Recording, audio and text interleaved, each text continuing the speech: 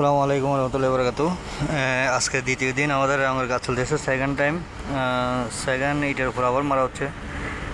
Double করে মারতেছি, এই জন্য রঙটা ভালো করে মোটা হইলে আপনার জং ধরার সম্ভাবনা খুবই কম, রঙের কোয়ালিটিটাও ভালো আসবে, চিকচিকানিটা বেশি করবে। এইটাকে যত আপনি ব্রাশ দিয়ে যত ডলবেন তত সে স্মুথ হবে। শুধু রং না, ওকে ভালো করে আপনার পলিশ করতে হবে ব্রাশ দিয়ে, বারবার ল্যাপিং করা। বারবার যদি ল্যাপিং করেন তাহলে এটা আস্তে আস্তে রংটা কী হবে, চকচকে আসবে।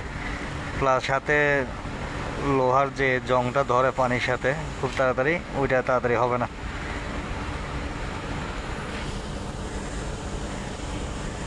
হ্যাঁ, এই আমাদের রং মিস্ত্রি কৃষ্ণবাবু, উনি আবার ইটিভির অপারেটর, উনি আবার ইটিভির পরিষ্কারও করে। এক কথা হচ্ছে সব কাজে ওনাকে দিয়ে করায়, কম বেশ সব কাজে করে উনি। আমি জাস্ট কাজ বার করি, ওদেরকে দিয়ে কাজ করে, ওরা সব কাজে করে, কারণ না বলে না। আসলে কালার যখন করবে এগুলো আরও সুন্দর উঠবে, যখন আমরা লাগাবো জিনিসটা আপনাদেরকে দেখাবো কেমন হয় জিনিসটা। দেখেন, এখন আপনাদেরকে দেখাবো আমাদের কুলিং টাওয়ার উপরে ওঠার সিঁড়ি, ওই সিঁড়িটা কাজ চলতেছে, ওইটা দেখাবো।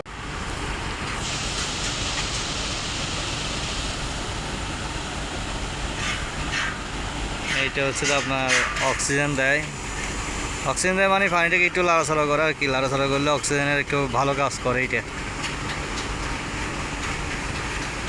ঠিক আছে, আমরা এখন আপনাকে সিঁড়িটা দেখাই। এই হচ্ছে আমাদের সিঁড়ির অবস্থা দেখেন।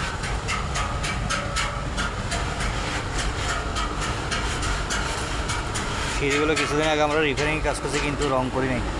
তো রং না করার কারণে জং ধরে গেছে সবগুলো। তো এই জং ধরে গেলে হবে কি, এগুলো যে আস্তে আস্তে করে অল্প কিছুদিনের ভিতরে আবার নষ্ট হয়ে যাবে। তো এইগুলো জংগুলোকে আগে রং করতে হবে, ভালো করে পরিষ্কার করি, রেড অক্সাইড মেরে তারপর আমরা রং করবো ব্লু কালার। যে আমাদের লোকজন কাজ করতেছে এখানে, দুজন লোক অলরেডি কাজ করতেছে, ওরা এমএর ব্যবহার ডলতেছে, আরও একজন আসতেছে আমাদের।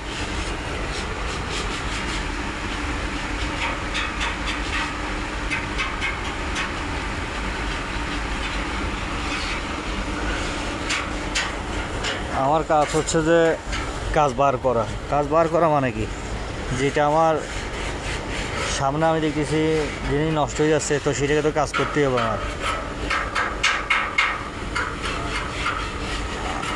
আমার সামনে জিনিস নষ্ট হয়ে যাবে এটা তো মানতে পারতেছি না, তো নষ্ট না হওয়ার জন্য এই কাজগুলো করতেছি।